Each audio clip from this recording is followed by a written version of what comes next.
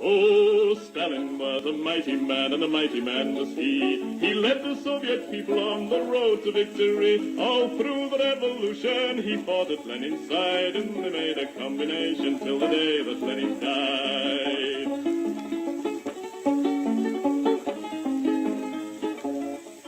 He said, come all you people, we must work with brain and hand. And then one day the Nazis came into the Soviet land. They plundered to the Volga, to Stalingrad. And then Joe Stalin said, come on, me boys, and kicked them out again. Oh, Stalin was a southerner, in Georgia he was born, where the oranges grow thick and fast and fields of waving corn. And Stalin is a farmer, his fingers they are green, and he has planted the biggest crop the world has ever seen. One day he looked upon the map and frowned and shook his head. There's too much brown and not enough green, these were the words he said. We'll have to change the weather, boys, he said, and then he smiled. So let's begin by planting trees along 3,000 miles. So Stalin rolled his sleeves up then and said it's time to start. The Volga River and the Don, they are too far apart. I think we'd better join them, so come and help me, pal, and we'll build a mighty waterway, the Volga-Don Canal.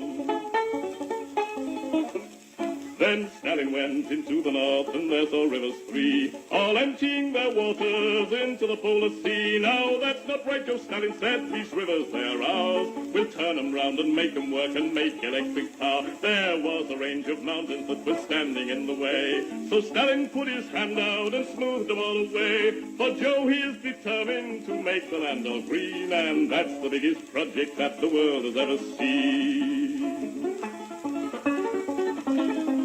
Oh, Stalin is a mighty man, and he has a mighty plan. He's harnessed nature to the plow to work for the good of man. He's hammered out the future, the fortune he has been, and he's made the workers' state the best the world has ever seen.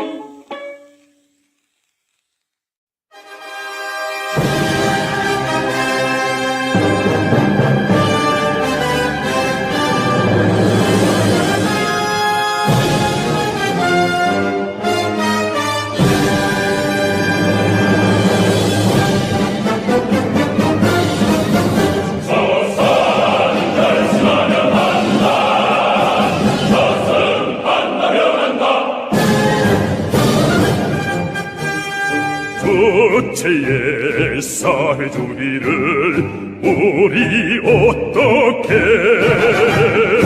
정대로 지키는가를 세계여보라. 조선은 결심하면 한다. 조선은 한다면 한다.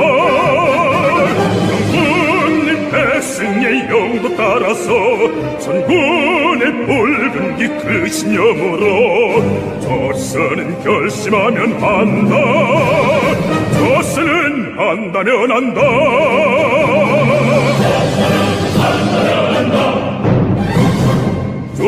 조체의 강성대국을 우리 어떻게 이 땅에 세우는가를 세계여보라.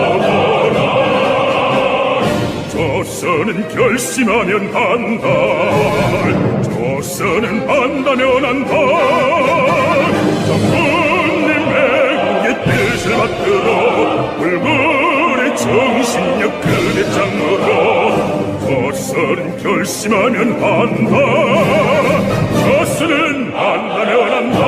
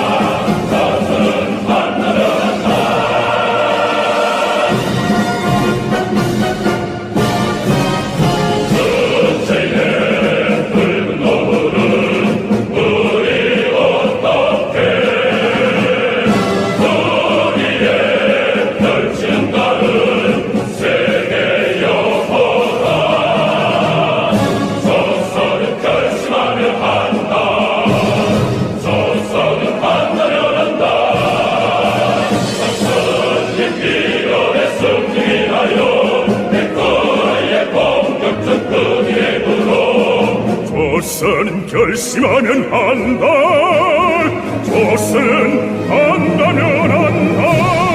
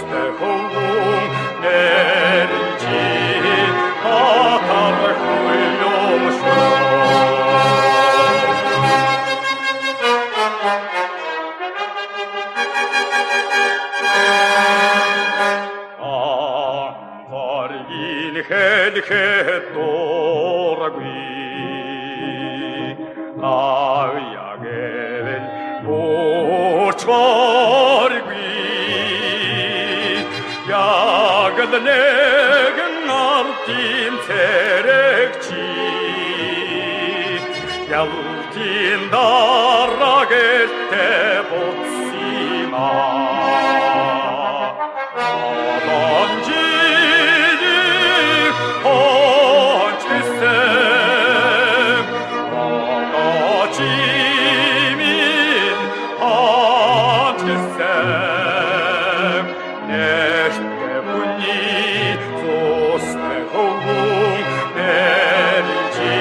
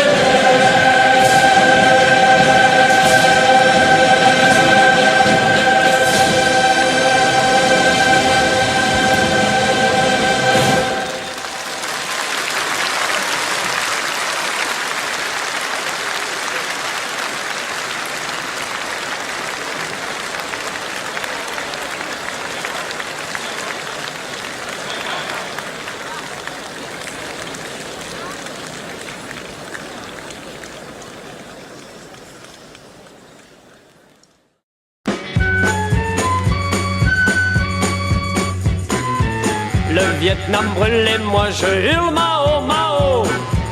Johnson rigole et moi je vole Mao Mao. Le napalm coule et moi je roule Mao Mao.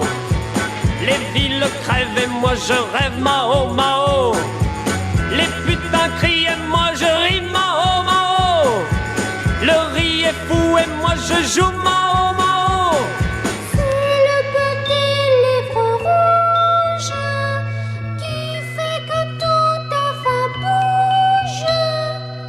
L'impérialisme dicte partout sa loi. La révolution n'est pas un dîner. La bomba est un tigre en papier. Les masses sont les véritables héros. Les ricains tuent et moi je mue Mao Mao. Les fous sont rois et moi je bois Mao Mao. Les bombes tonnent et moi je sonne Mao Mao. Les bébés fuient et moi je fuis Mao Mao. Les Russes mangent et moi je danse Mao Mao. Diable dénonce, je renonce Mao Mao.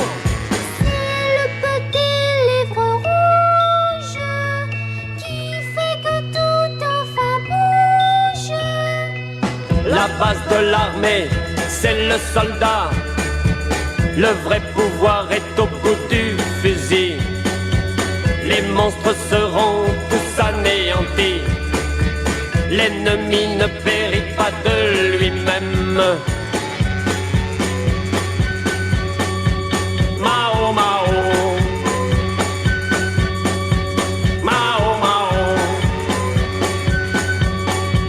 Mao Mao. Mao Mao.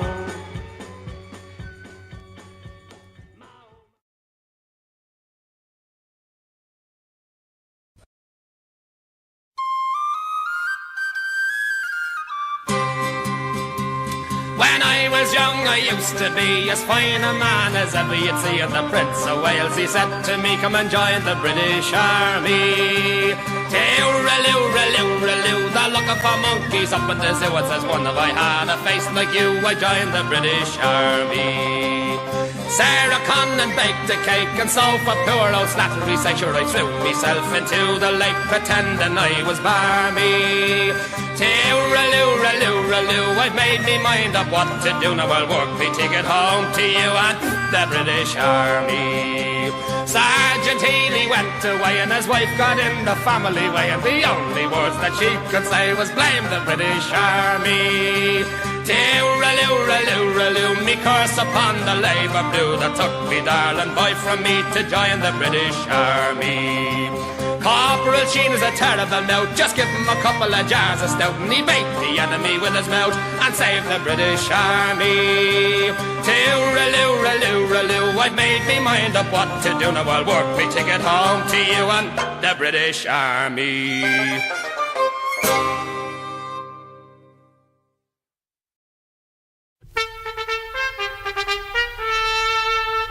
Ich trage eine Fahne und diese Fahne ist rot.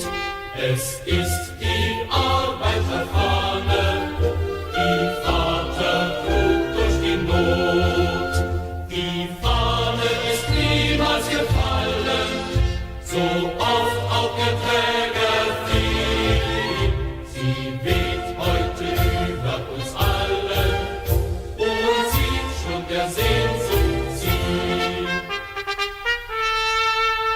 Ich trage eine Fahne, das Rot der Arbeiter macht. Es hat die Arbeiterfahne bei Nacht mein Vater bewacht und hat sie mir früh übergeben, als Morgenrot stieg empor, dass wir sie zur Sonne heben, bei Tag in der Kampfbeschwur. Ich trage eine Fahne und diese Fahne ist rot. Es ist die Arbeiterfahne, die uns die Einheit gebot. Sie hat unsere Väter begleitet durch Tage und Nacht und Krieg.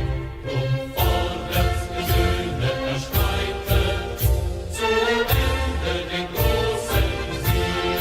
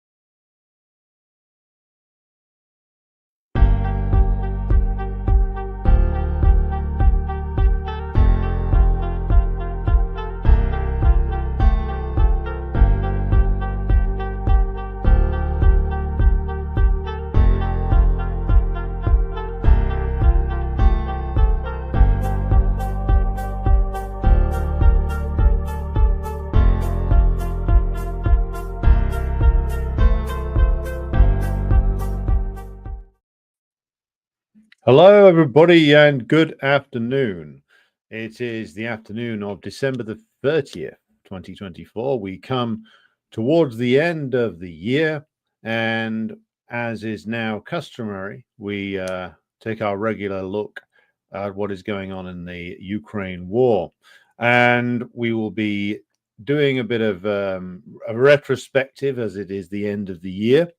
This time round, to see where we came from, and to give everybody watching, because some of you may not be familiar with some of the historical detail that immediately preceded the beginning of the Russian special military operation. So we'll be going into a bit of that. But before we get to anything else, let us just check in via the a pro-NATO source what is apparently going on in certain areas of the front line. Now, here I am sharing to you, those of you watching live and on pre-recorded video, the latest from the live map UA page, live UA map page. And share that because, again, it's a pro-NATO source. But here I want to highlight a couple of things. First of all, you'll see here as we zoom in, the very small area of the Kursk region that the NATO forces, because I think that's mostly who's there, still cling on to. So the Ukrainian/NATO incursion into Kursk was meant to be this great event that forced the Russians into a disadvantageous negotiating position. It was also apparently meant to seize the Kursk nuclear power plant. All that they've really managed to do is to capture some villages and a significant sized town called Sudza, where apparently they're hanging on at the moment. But the Russians have got them bottled up in this small pocket on the border area and are slowly squeezing the life out of it, with apparently anything up to between 30 to 40,000 casualties taken so far.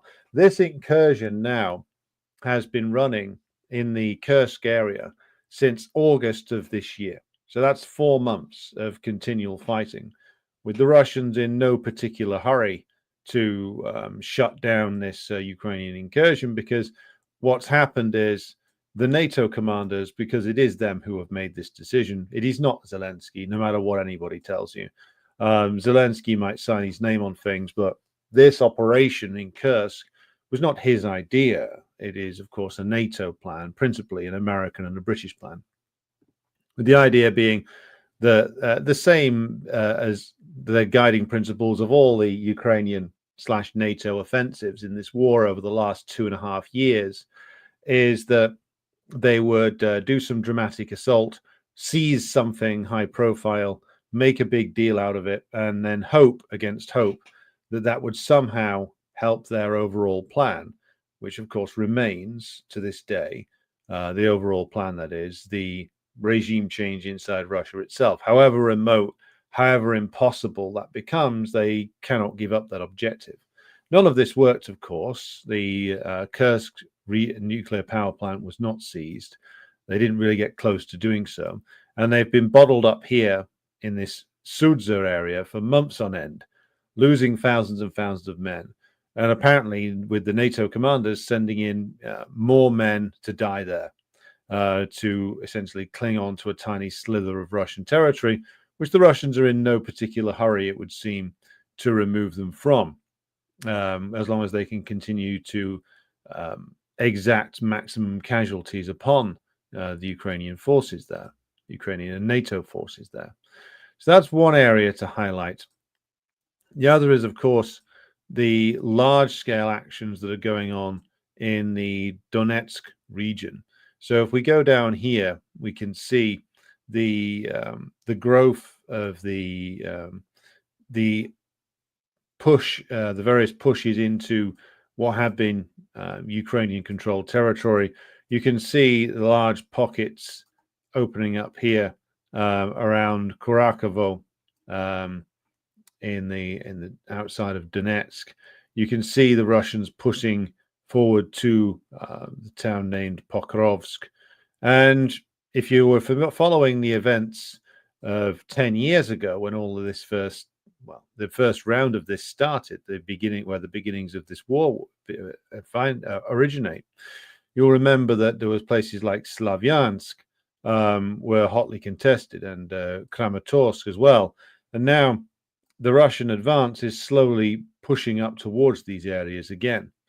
And so despite the noise about the Kursk incursion, the noise about heroic Ukrainian resistance, what is of course happening is that throughout the course of this year, for all the occasional Ukrainian and NATO PR stunts, what's happened is a relentless push forward by Russian forces, not particularly sudden or dramatic, but nevertheless very much one-way traffic on most of the front line.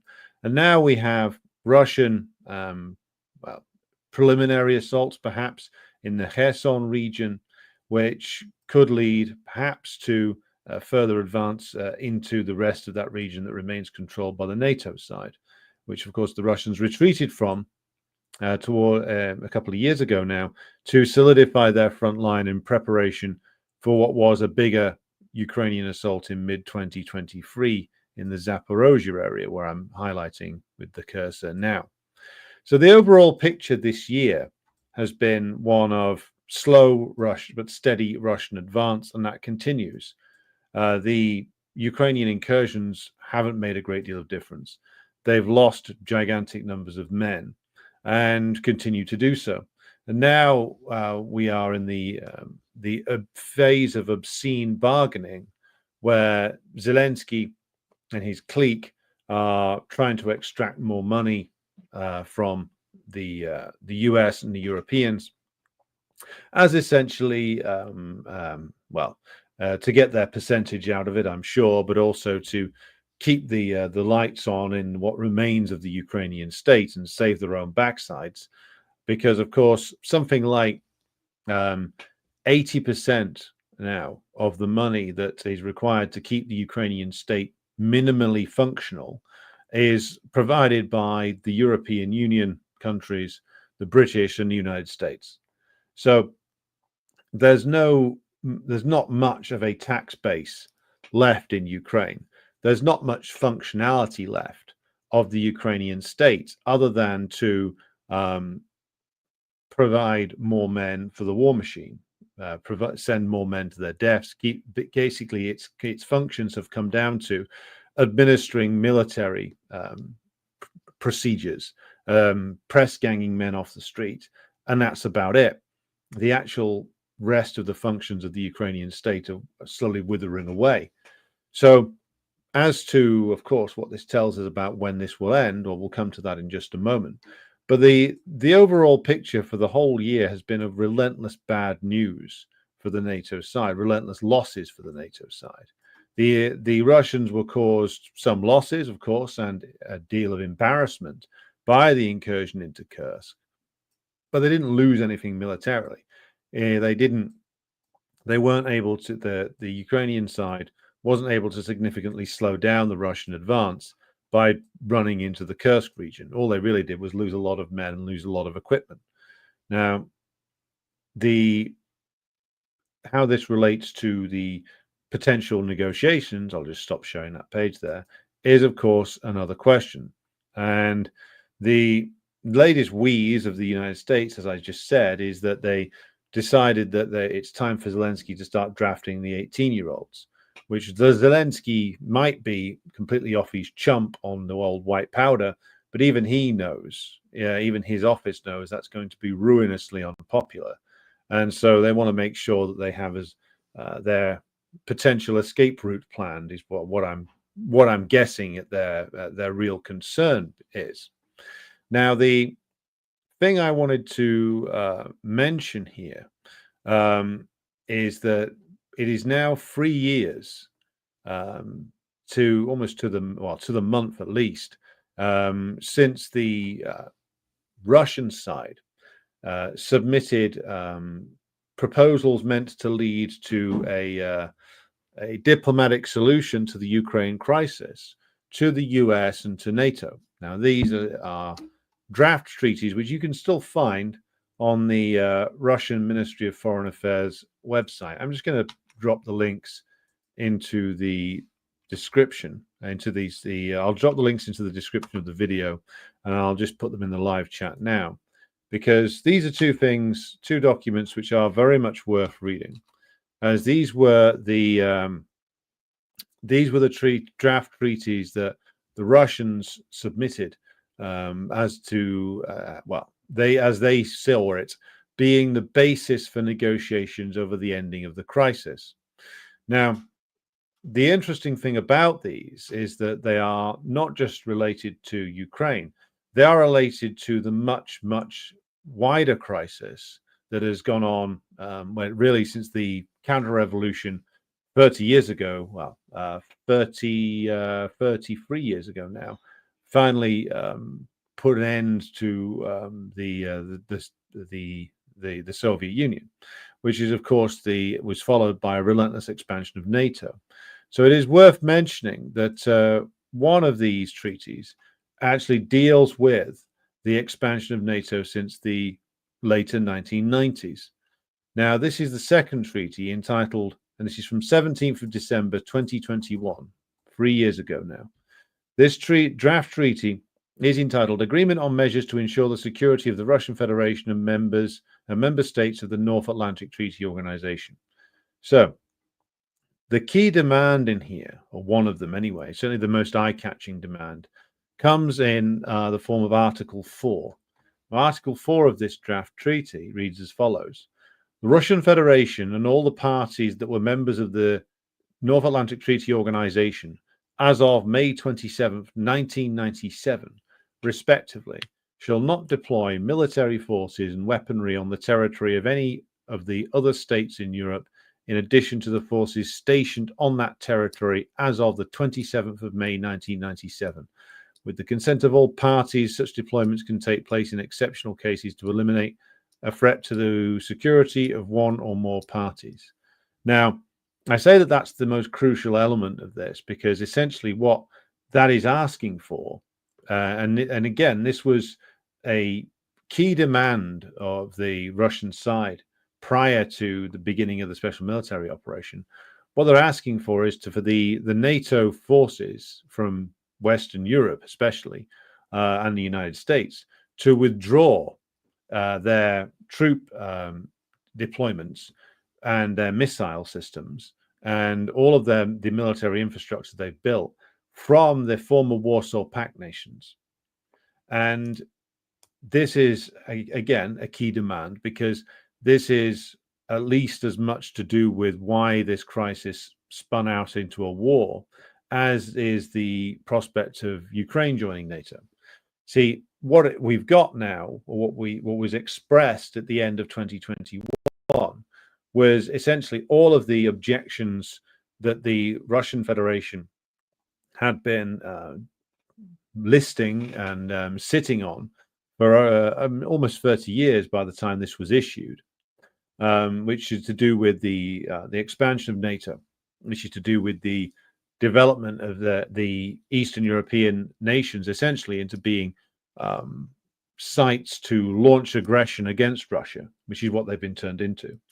And so by making this demand that the NATO side essentially agrees to undo to deconstruct the military infrastructure that's been built in Eastern Europe since 1997, what you're essentially asking for is that the the the organization known as NATO now essentially deconstruct itself and to go back to what it was prior to May 27th, 1997, which is the first time that they acknowledged that they were going to expand. So NATO expanded in several waves. Started off in the late 90s with the entry of nations like Poland, and then you got 2004. You got the Baltic states being allowed in, which was, a big kick in the balls to Putin and the leadership of the Russian government, because Putin and the others as well, it's never just one man, in the Russian government hierarchy, had been bending over backwards to do favors for the Bush administration in terms of the deployment to Afghanistan, the cooperation given by the Russian military to the US in occupying Afghanistan, which was done by Putin over the heads of and over the objections of the Russian general staff, who did not want to cooperate with the US. The civilian leadership in the Russian Federation thought that they would be able to buy themselves some favors by cooperating with the US in providing them with the usage of Russian Air Force bases in flying their forces to the occupation of Afghanistan. They thought this would buy themselves something. All it bought them was more aggression. So again, like what the Russians are now finally got to the point of demanding in late 2021 was that the NATO side essentially honor the commitments that were made in the late 80s and early 90s to not expand NATO, to remove US missile systems that are based in the Eastern European countries, to withdraw the troops that are based there, to withdraw the naval assets as well. And of course, one might say, well, the Russians got the answer they were always going to get when it comes to this. They were basically told, we're not discussing this, fuck off. Which, again, is exactly what you would expect the US side to say. The reason I bring it up is because with all the talk of peace treaties and what's Trump going to do and what's Kellogg's plan and stuff like that, nobody is mentioning these two treaties, one of which was to do with essentially dismantling the infrastructure of NATO in Central and Eastern Europe. And the second one, also issued on 17th December 2021, was a treaty directly between the US and the Russian Federation on mutual security. And again, to do with putting in place governance schemes related to intermediate range missiles and nuclear weapons, essentially trying to get the US to recommit to the arms control system, which the US again refused to even discuss.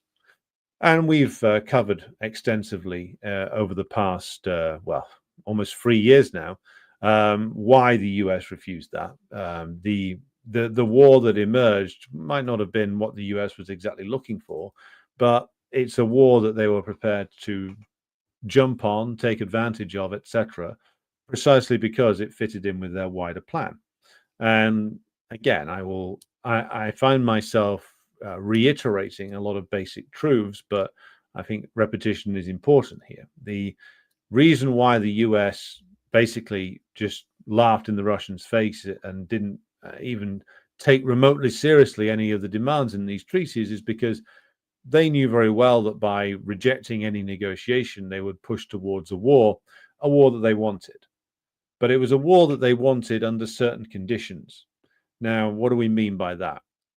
As has become clear, because of the increasing amount of restrictions that are placed on military assistance to Ukraine, not out of a lack of willingness to give further weaponry to Ukraine, but just out of the impossible nature of providing more. US production, British production, French production of war material is still far, far too low to achieve the aspirations that the US, the British, and the French have. Because what was supposed to happen with regard to the war in Ukraine was that this was meant to end quickly. Well, it was meant to do one of two things. The first option was to have it end relatively quickly by Russian collapse under the weight of the sanctions regime, which didn't work, or that the conventional war would end quickly, but the Russians would make the mistake of trying to occupy all of Ukraine immediately using a relatively small force, thus creating favorable circumstances for a guerrilla war insurgency type operation. So those are the two wars that the NATO side planned for. The first one being a relatively short war, which would be heavily PR focused, which would be really only there to provide some symbolic defeats of the Russian armed forces, and that the actual work of defeating the Russians would be carried out via the sanctions regime, and that's what was expected. Or as General Milley let slip in his testimony before Congress very early on in the special military operation, they expected the Russians to try and knock out Kiev in a few days and to occupy most of the country. Now, neither of those things happened, which meant that the two plans that the NATO side had for the war were both train wrecked very, very quickly, leading them into a war that they weren't prepared for and still are struggling to actually keep up with. They are, of course, using Ukrainians as cannon fodder in this war, but it is one which, again, they have struggled to actually adjust to. They haven't been able to keep up with the demands of the Ukrainians in terms of the amount of equipment that's been destroyed, and now they're struggling to even apparently equip the press ganged men who've been snatched off the Ukrainian streets and thrown into the trenches. They're struggling to equip them with decent equipment. The decent equipment that does exist goes to the better trained units, goes to the fascist units, etc., or is used by the NATO forces who are operating inside Ukraine in disguise. All traces back to the fact that the war that has ended up being fought is one that really the NATO side didn't bank on. So they're stuck, basically. They're stuck in this war that they still can't go forward with. They can't push Ukraine into actually winning a victory on the battlefield because, as I have said many times, Ukraine was never meant to win a victory on the battlefield. The victory was meant to come either via sanctions, which would lead to political collapse or a palace coup or a color revolution, or all three inside the Russian Federation itself. This hasn't happened. It was meant to lead to an economic collapse, which didn't happen, or it was meant to lead to a costly and protracted guerrilla war across all of Ukraine that would basically reenact in a new way the war that went on between 1945 and 1952 in Ukraine against the Soviet Union, using the Banderists as the foot soldiers, but all designed and executed by former fascist intelligence agents working now for MI6 and the CIA. But again, back in the 1940s and early 1950s. So again, the war that is being fought here is not one that they planned for. And as a consequence, it's one that they now can't win. So again, we go back to the point here, which is they know that they can't win. There's even articles inside the New York Times which admit to the problem being to problems here with regard to Ukraine's inability to generate enough forces, the fact that they can't beat the Russian army now, that they haven't got enough men, that they haven't got enough equipment, that there's no plausible scenario where a military victory by the NATO side can be won, even if NATO troops themselves were to be deployed, which is unlikely to happen. Certainly the side that we're calling the Ukrainian side certainly can't win this, but they go on anyway because they don't know what else to do. They can't engage in a negotiation on the grounds that the Russians have suggested, which is basically that the Ukrainians have to accept total Russian control over the 4 regions, agree not to join NATO, and agree to a long list of other specifications with regard to status of the Russian language, status of the Russian Orthodox Church, etc. Essentially, the Russian demands addressed to Ukraine in order that it retains the limited statehood it has at the moment, would amount to essentially the dismantling of the Banderist regime that's been built there since 2014. Or you could argue it's actually been built by various different organizations inside Ukraine since the fall of the Soviet Union. Either way, the Russian demands issued with relation to the internal regime in Ukraine, if acceded to, would essentially amount to, again, the Bandera regime undoing itself, which it can't do. It can't do. If it goes along with the demands made by the Russian government, if it agrees to those, then any Ukrainian president who agrees to that is finished.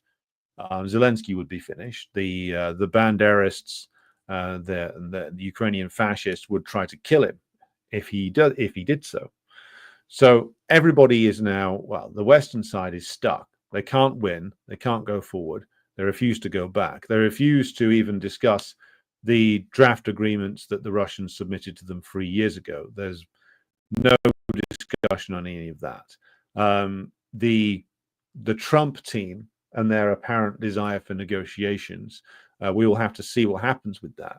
But I doubt it will lead to very much of anything at all, because we have to ask the question, which is, would any American president, never mind Trump, be capable of delivering a lasting peace treaty inside Ukraine now? Would any American president be capable of ultimately signing a deal with the Russians? And the answer, I think, is no. And the answer is no, not just because Trump's full of shit and talks out of both sides of his ass, which, even though that's true, what's happening is that the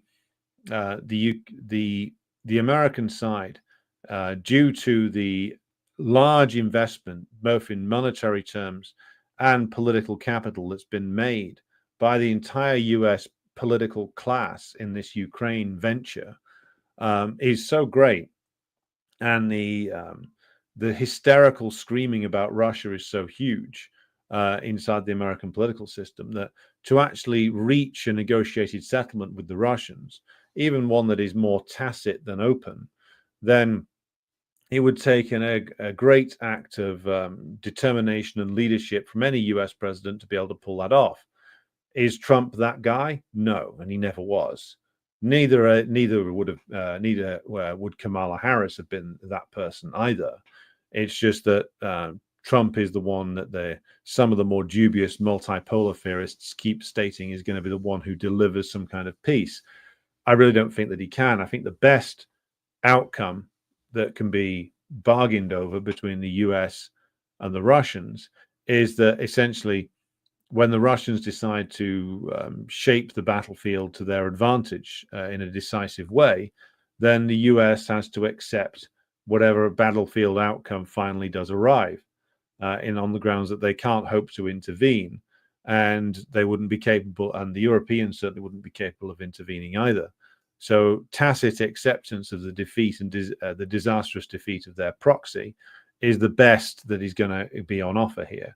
I don't think that Trump is capable of pushing an agreement through his own cabinet, never mind a rabidly imperialist, rabidly hostile to Russia House of Representatives and Senate. So essentially everything is stuck. The basis for negotiations in Europe with regard to the relationship between the European countries and the Russian Federation should be the mutual security treaty that the Russians submitted to the US and NATO 3 years ago. The agreement on the presence of NATO in the east of Europe should be the basis for discussion, of course, but it won't be, because there's no way the imperialists can agree to any kind of discussion with the Russians about this kind of climb down, which is what it would be. If the US even agreed to half of what the Russians were asking for in this treaty, then it would be an abject capitulation and humiliation for any American government that signed on to it. So this is the non-starter in terms of the US's ability to negotiate over this stuff.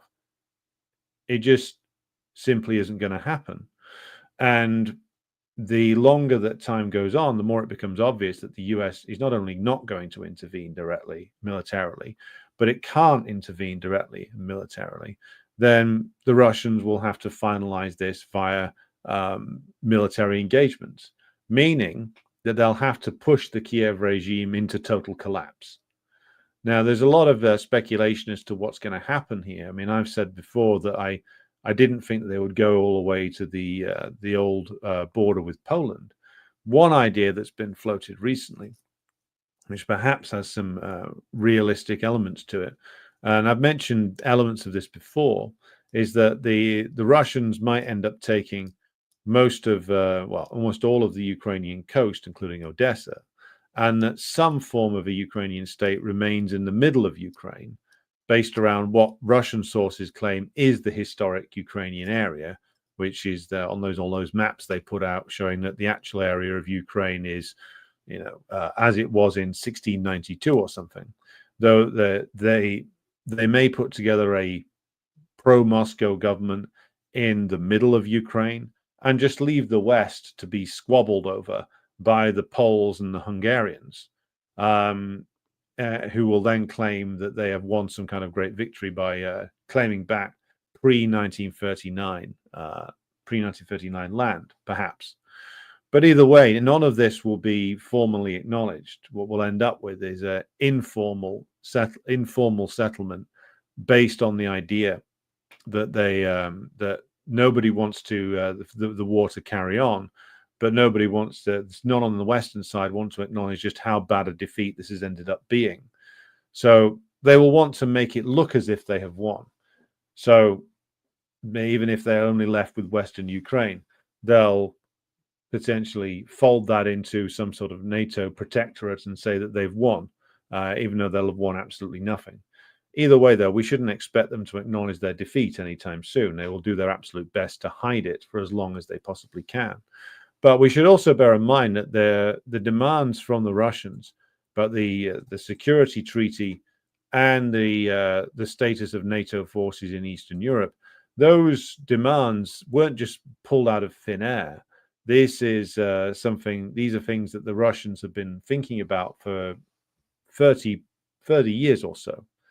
And so the demand over withdrawing NATO forces and NATO military installations from the east of Europe, that demand is going to come back at the end of this war. Even if NATO and the US basically says, fuck off, we're not talking about it. The Russians are on record as making it, which means it is the official position of the Russian government to this day. And you can still find the wording of this online. So those demands are going to come back. It's just a question of when. Okay, right. So let's see where we are with comments, etc. Right. Hello to Veshin Pamit. Hello to Nikki. Hello to Jerry, and more time needed from Skeggy. Hello to Bob Parr in Queensland. Comrade Jawad, Comrade Daniel, who's over in the West Country. Thomas Wolfe, Carl Evans, Billy Joe, David Greenwood on the right side of the Pennines. So you say. Bruce Albert is here, as is MO1917, as is Svetlana. Hello to you. As is Enigma, and also Comrade Lee, and we've got Vera and David King, Grassy Knoll from Seattle, Washington, Bad Wolf, Videos Del Mundo. Good to have you with us. We've also got Jenny doing the admin work in the chat. Thank you to you. And we've also got, who else we got here? Empty Calm, who is with us. And Victor. And what a Kawinky Dink. Was admiring my tailoring choices in the recent video. Yes, well, that's a reference to the film of the book launch that I was speaking at with my comrade Jyoti back at the beginning of the month, actually, several weeks back, and that was the book launch, Trotskyism. Basically, we republishing some classic work by Harpal Brar and including some new critiques done by several of us on modern Trotskyism. So if you haven't watched that video yet, I'm going to be putting it up on the YouTube page. Be sure to go and check it out. Okay, so what I may do is I may schedule it as a live so people can watch it and chat about it. Let me know if you want me to schedule that as a live thing on here, and I'll set that up. Right. Hello to Potted Rodent. Hello to Almir in the once and future Yugoslavia.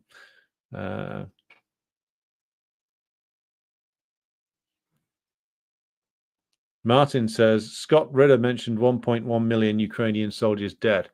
Well, we don't know, do we? I mean, it's possible. It's certainly possible. I mean, I've seen reports from Ukraine about like the places like Kiev and Lvov and maybe Odessa, though I'm not sure about Odessa with its more of a sort of strong pro-Russian element there.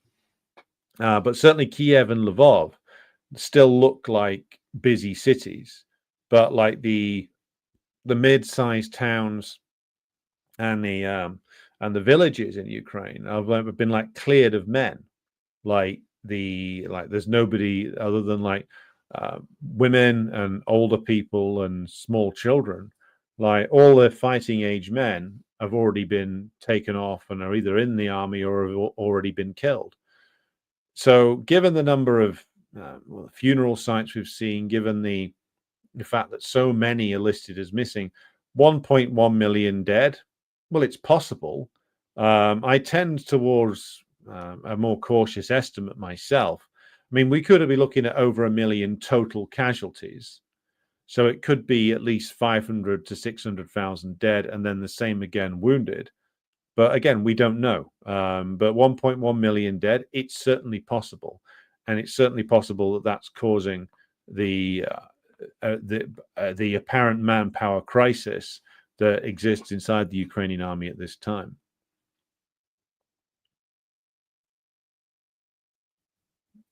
Okay. Hello to somebody who is called the Brunette One on X. We are live on X, and we're live on Rumble, Instagram, YouTube, and Twitch, of course, if anybody wants to join us on there. So we got 357 of you watching at the moment. Thanks to everybody for tuning in. Good afternoon to Comrade Ian Foster. Bad Wolf, I've no idea about the bedroom activities of Zelensky's wife, though it would be funny if she left him for Putin, I have to say.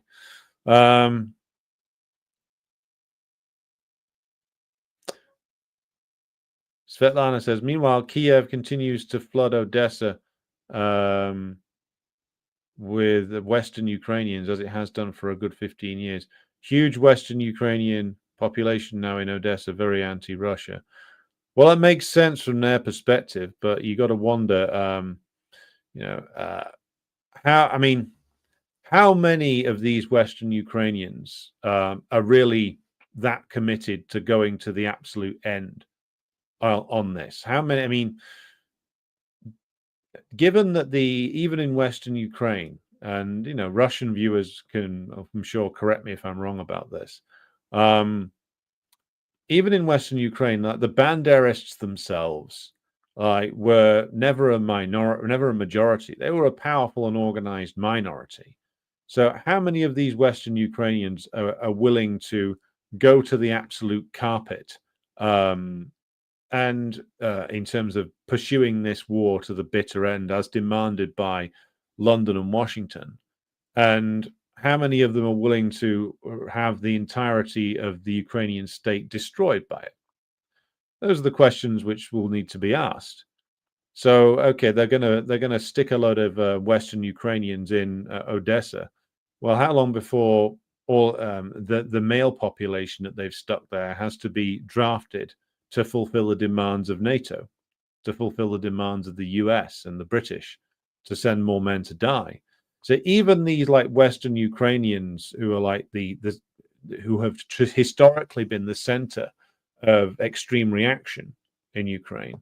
How long are they going to keep going with this when more and more of their people are sent off to die, which will happen in the end, even if they've been relatively protected up until this stage? I mean, I don't know if they're being drafted at the same rate as Central and Eastern Ukrainians. Certainly, it would seem that it was the center and the east of Ukraine and the more historically pro-Russian areas that were being sent off to the front first, but that the bell will toll for the Westerners as well. It will be demanded of the Kiev regime that it sends the Westerners in the end. So how long are they going to stick with this is the question.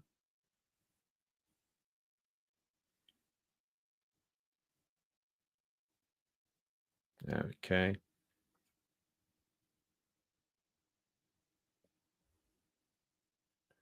Hello to Tim Gray, who says late Christmas greetings. Hello to Davey, who says America and Trump no longer has anything to offer Russia other than lifting of sanctions. And it's questionable whether that many in Russia would even want the lifting of sanctions. Even Lavrov said that it had actually done them a lot of good, and it has. It's forced more state direction into the economy. It's disempowered to a degree, though not as much as we would like, the comprador pro-US element in the Russian bourgeois. Them being cut off from having access to Western capital is one of the best things that could have happened to the Russian Federation. So again, like what's Trump got to offer, as Davies' comment indicates? Not a lot, really. I mean, what's Trump going to say? Do we really think that he's capable of actually standing up to all these different interests which want to see the continuation of the war, and they want to see the continuation of the war no matter what the cost? Is he capable of standing up to all of that? My answer to that question would be no, he's not. As very few US presidents would be, because to stand up to the pressure coming directly from the American ruling class, one would have to actually go outside of the traditional systems of power.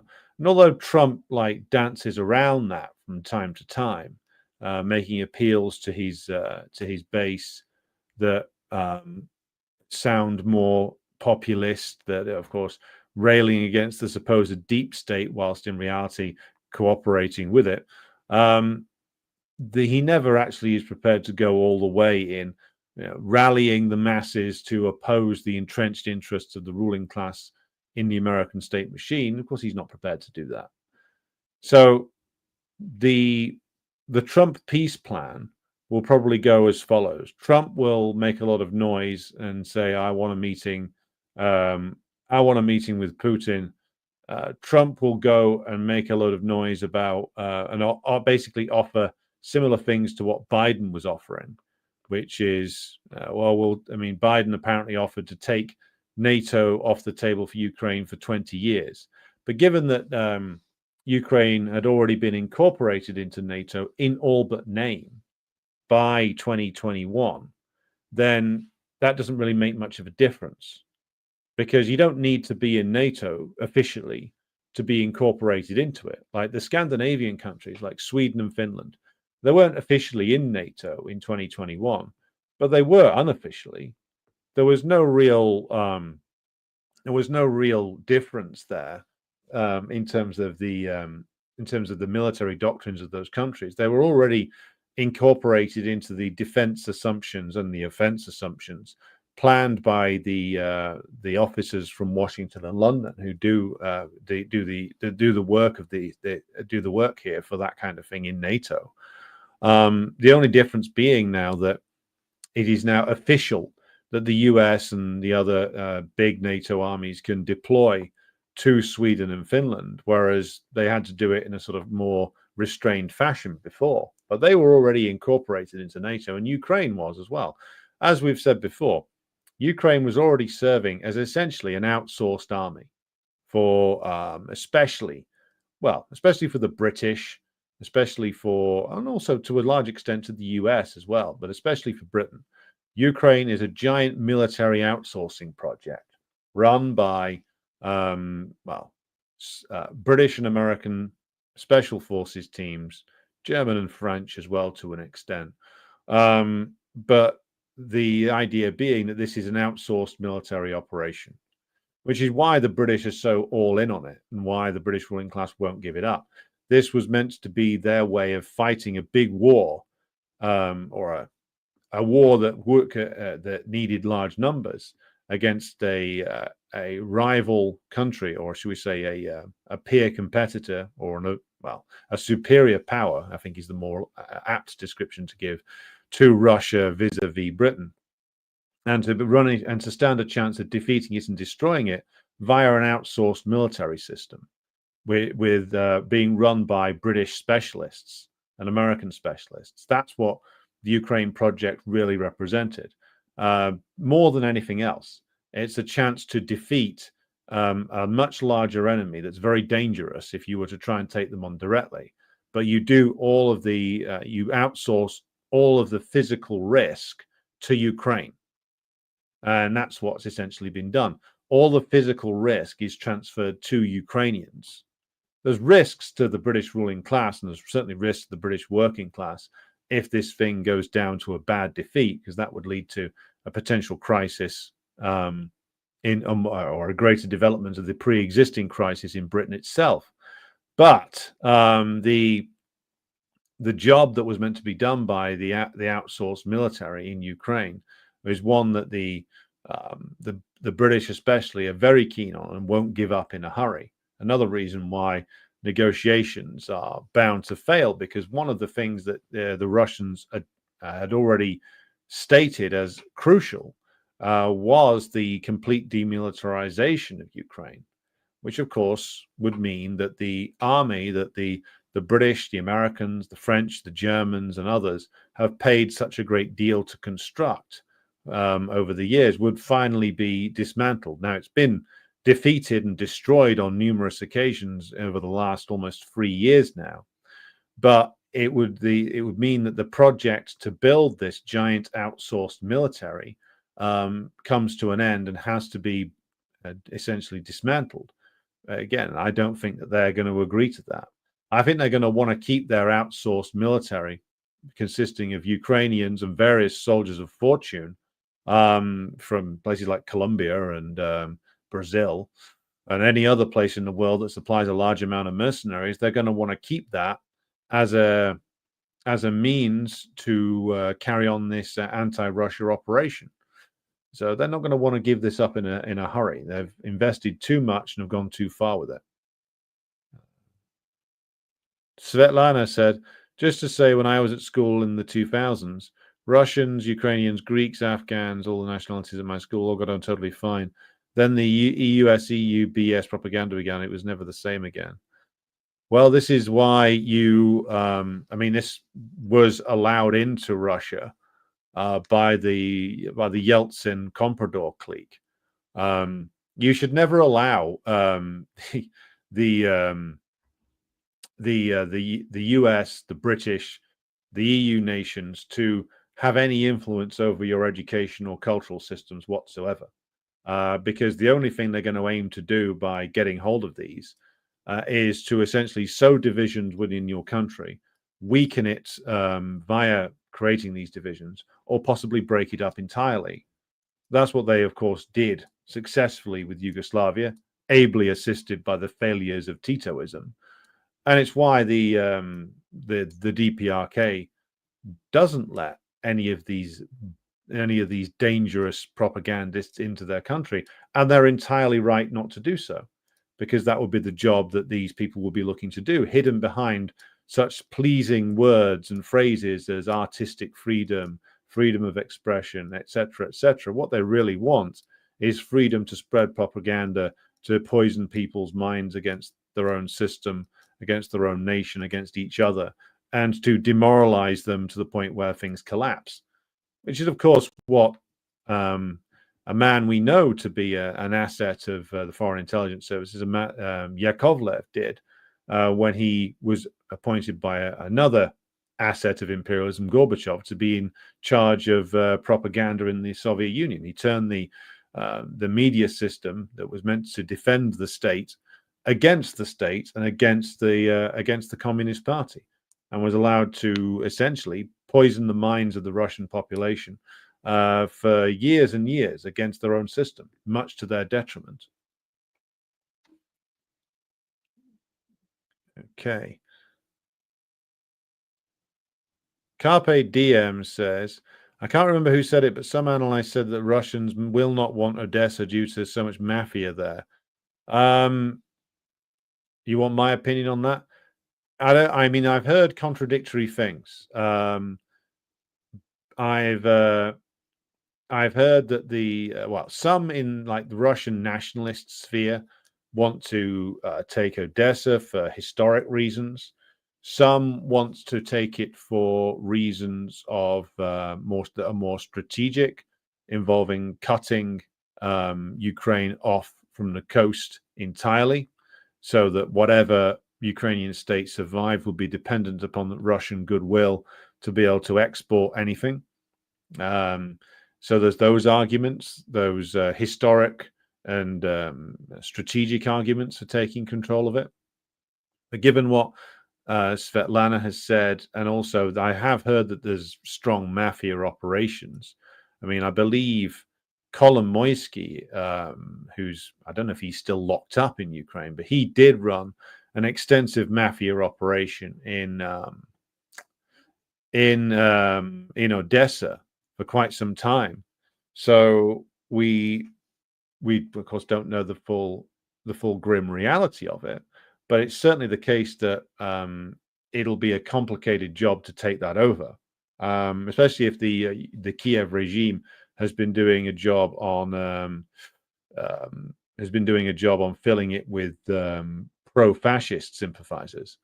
So, it's been mentioned also that the Russians may try and bargain that with the US, but the risk is, of course, for the Russians, if Trump or whoever's making the decisions under Trump's banner offers to bargain with them about something or another, offers them some sort of deal involving the preservation of some kind of Ukrainian state that is meant to be neutral and still has access to the coast, then the only thing that's going to happen with that state, if it's still able to be influenced by the NATO powers, is that they're going to find one way or another to restart the war within a few years.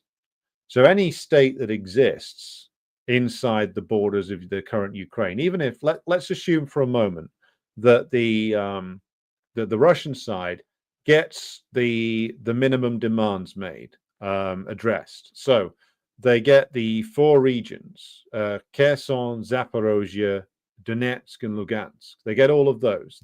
Trump tells the Kiev regime to pull out of what remains of their occupation of Zaporozhye and Kherson, and certain other things are agreed to, such as nominally restoration of the rights of the Russian language, perhaps nominally restoration of the Russian Orthodox Church in Ukraine. Okay, so maybe they get that, but then again, what is the agreement that can be reached over the Kiev regime itself? Because if the Kiev regime agrees to things like that, then it's finished. It's finished. The rats will all turn and eat each other, and Zelensky, if he signs that, will be a dead man walking. Like they'll have to get him out of there. So who do you put in his place? What kind of regime then emerges? Because if the entire purpose of the Kiev regime essentially, as I said, was to serve as an outsourced military for the West. And that's the entire basis for its existence. If it can't be that anymore, then it can no longer exist. It'll just turn in without the full backing of the West, without the US and the Europeans and the British paying all of its bills, and having lost, again, according to Zelensky's own own spin doctor, Yermak, if they lose the east of the country, or what was the east of the country, that's most of the industry and a gigantic amount of the mineral deposits in the country gone. So what you're left with is a rural, poverty-stricken place, saddled with trillions, possibly by the end of this thing, but certainly hundreds of billions of dollars of debt that isn't going to be paid off anytime soon, with a ruined economy, with little to no industrial base.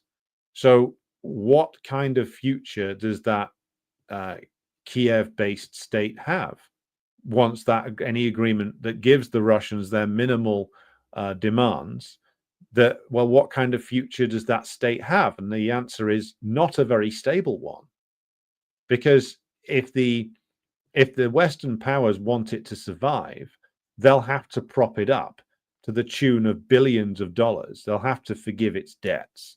They'll have to try and revitalize its economy somewhat, even though it's sunk under a giant weight of debt that they have placed around its neck. So any state which continues to exist, any Ukrainian state which is forced into making these concessions that the Russians are rightly pursuing now, won't have much of a future. Because if the whole purpose of Banderism is to secure a historic victory over the old enemy, and the Banderist system is forced to surrender by the Russians, then really there's no future for it. And given that we're heading towards a renewal of the long recession that's run from 2008 onwards, what will the Europeans and the British and the US do if indeed it is the case that the US has decided to cut their losses and get out of this and focus on other areas? What are they going to do? Will the British try and keep Kiev afloat on their own because they don't have the economic might to do that, no matter what treaty they've signed with the Kiev regime? So the question as to what happens to those areas of current Ukraine not covered by the Russians' minimal demands, and what kind of state can exist there, these are questions which I don't think that the Europeans, the British or the Americans really want to answer. I think the only ones capable of answering those questions are going to be the Russians, because the one policy that the British have, the one policy that they could agree on in British government circles, is to try to continue the war and see what happened. And if they can't do that, then, well, the next best option for them is to cut and run out of there and hope that nobody notices the unfolding disaster and never acknowledge the defeat. So either way, it spells doom for the Kiev regime, because it has been defeated. It has lost so much of the manpower of the country, and there will be huge recriminations coming for those in charge, who, as the Ukrainian exiled journalist Diana Panchenko has chronicled, these people who run the Kiev regime are all thieves. They've all stolen gigantic amounts of money. They all live on theft and corruption. And everybody, huge numbers of people in Ukraine know that very well. So once this elastic band snaps, there's a chance that the whole regime falls apart really quickly. Will the US and the Europeans and the British want to spend the gigantic amount of time and money and resources putting this all back together again? So if it falls apart, I don't think they will want to, nor will they be able to preserve the Kiev regime. Because to try and preserve it, I mean, the reason why the Americans, for instance, could continue to prop up regimes like the one in, for instance, occupied South Korea, is because essentially they occupy the country and they control the military and intelligence services. reason why the South Vietnamese regime was propped up and lasted as long as it did was because the Americans ran it, basically. And as soon as the Americans pulled back from it, then the whole thing fell to pieces. Was defeated by the Vietnamese Liberation Army. Same is true in Afghanistan. The Ghani regime lasted as long as the Americans were standing behind it, holding it up. So if there is a negotiation and if there is an acknowledgement of defeat, then the elastic band will snap, as I said, underneath that holds the Kiev regime together, and the whole thing will just collapse in on itself in warring clans that will try and seize power and rule over the ruins. And a lot of them will just try and take their loot and run out of the country. These aren't people who are committed to Ukraine in the slightest. These are people who have destroyed Ukraine, who have stolen from the Ukrainian masses and know that they have done so and will want out. They will want to escape. They will want to go and buy property in Florida and get as far away from Ukraine as they possibly can.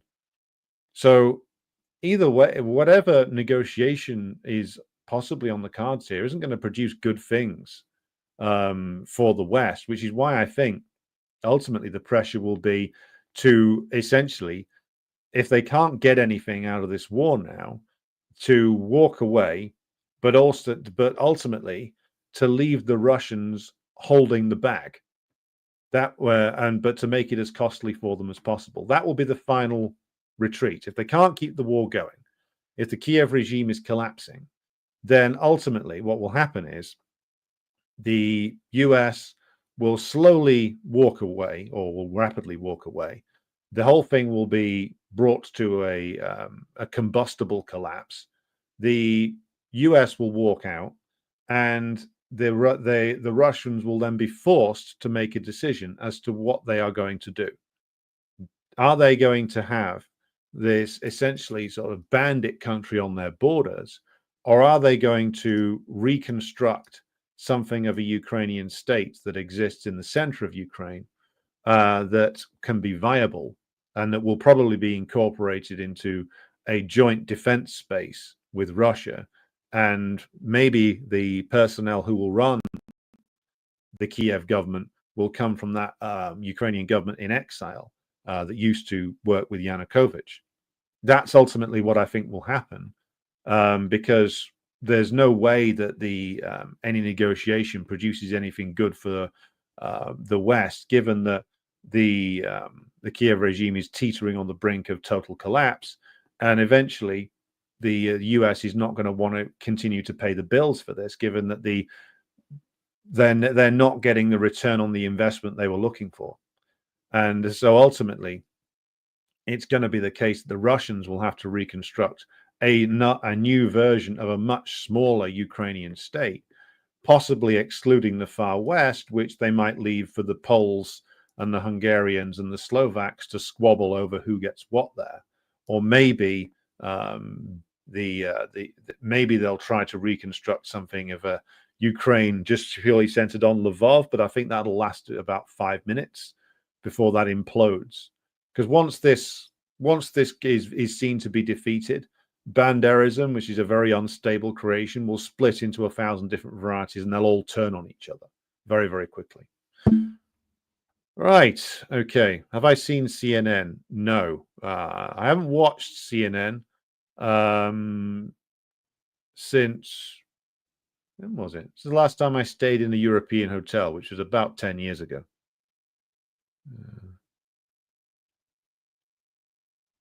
Hello to Chris Rogers out there in South Wales. Hello to Ocean 2035.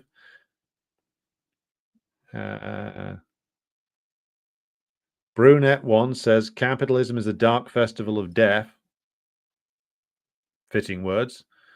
Svetlana says, with regard to Ukraine, the drafting process, that's the press ganging, is still heavily dependent on bribery and corruption. Probably more men than one imagines are forking out and avoiding the draft. Interesting. Yeah, you are probably correct upon that.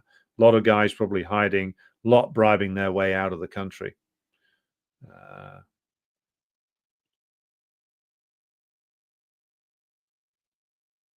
Almir says, I think some in the West want to drag it out as long as possible. The bet is that many in Russia will eventually grow tired of it and put pressure on the government to bring an end to the war. That way the West will get a much better deal. That's their only hope. In my view, it's not going to work. Yes, you're probably right. You may well be right about that. Right. Svetlana says, as regards mafia in Odessa, there has been strange umbrage there recently. People saying if our Odessa Russian mafia was strong in the 90s, they would have resisted Kiev more. In short, a strange nostalgia now in Odessa for the 90s Russian-Ukrainian mafia. Desperate times makes people believe in strange things. The thug mafia of the 90s, says Svetlana, simply became part of the system. Predictably, they went where the big bucks were. That is to say, they joined and or became the Ukrainian government. Certainly, that seems to be the case. Ukraine's tragedy is partly that they did not get a Putin. Putin came, cracked the whip. In Ukraine, it was total exploitation of the people by a criminal, thieving class. You sum it up well there, Svetlana. Martin Milojevic enjoyed the lecture on Trotskyism. Well, glad to hear it. To be uploaded to the channel very soon. Hello to Albert in San Diego, California. Hello to Movie Maker Joe. Svetlana says, let nobody be in any doubt. Russia is riddled with corruption, not least in the military-industrial complex. Prigozhin was supposed to blow the gaff and paid the price. Prigozhin was a funny one, given that he was a product of Russian military intelligence, I think. But certainly something caused him to go rogue, shall we say. All right, so coming up to the top of the hour here, so we're going to bring things to a close for today. We are going to be back tomorrow with a New Year's special, with a review of the key events of the year. Looking forward to next year in the usual style of these things. Thanks to all 396 of you watching at the moment. Be sure to like and share the stream if you haven't done so already. I'll be back with you, as I said, tomorrow. Thanks to everybody who supports the show on Patreon and Buy Me a Coffee. Audio upload to Patreon to be done later today. That book launch video will be up on the channel soon as well. But until tomorrow, I will thank you all for tuning in and say I will be seeing you again very soon.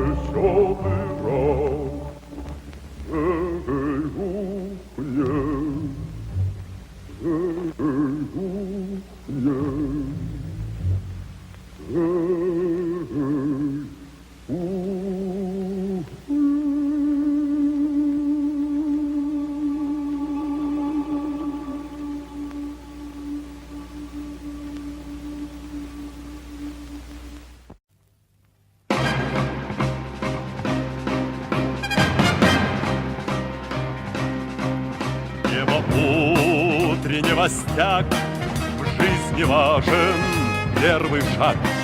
Слышишь, реют над страною ветры яростных атак. И вновь продолжает собой, и сердцу тревожно в груди. И Ленин такой молодой, и юный октябрь впереди.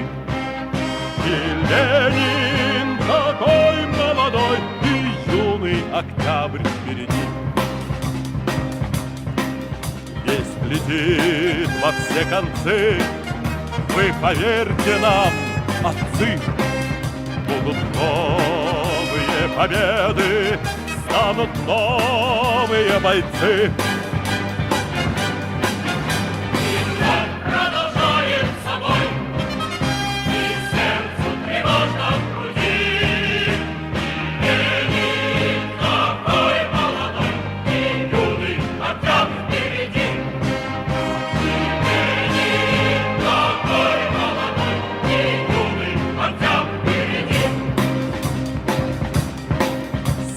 Милости не жди, жизнь для правды не щади.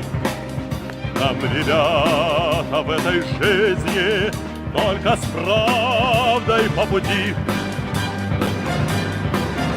И он продолжает собой, и сердце тревожно в груди. И Ленин такой молодой, и юный октябрь впереди.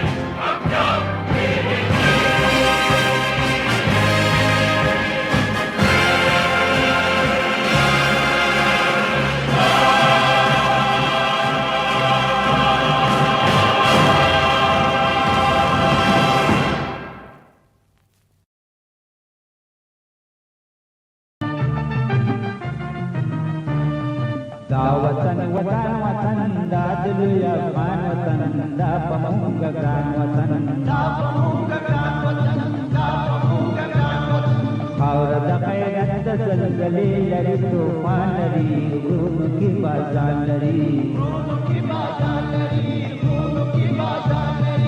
और दखैरत जलजले लरी तूफान लरी room की बाजार लरी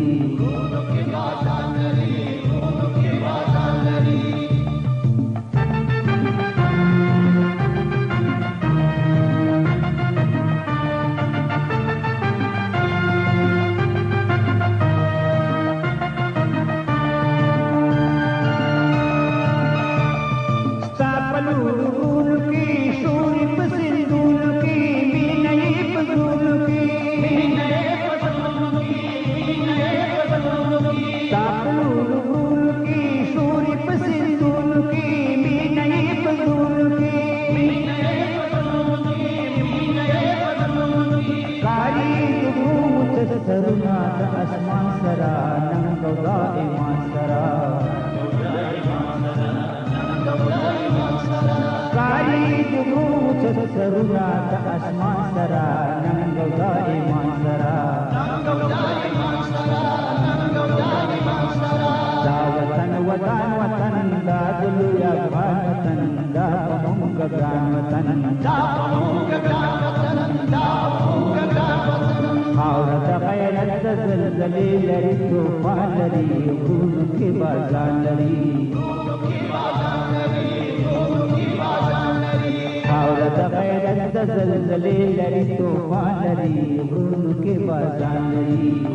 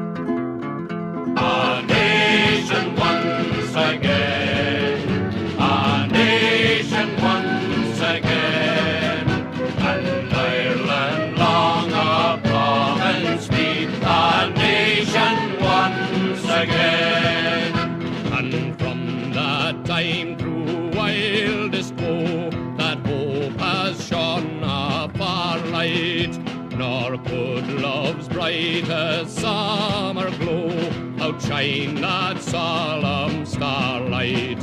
It seemed to watch above my head in forum, field and plain.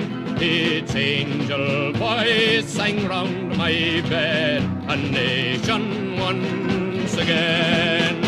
A nation once again. A nation once again. And Ireland long a province be, a nation once again. So as I grew from boy to man, I bent me to that bidding.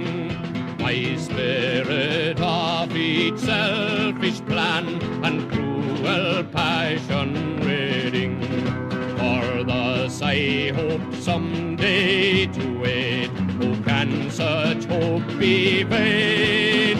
When my dear country shall be made a nation once again. A nation once again. A nation once again. And Ireland long a province be, a nation once again.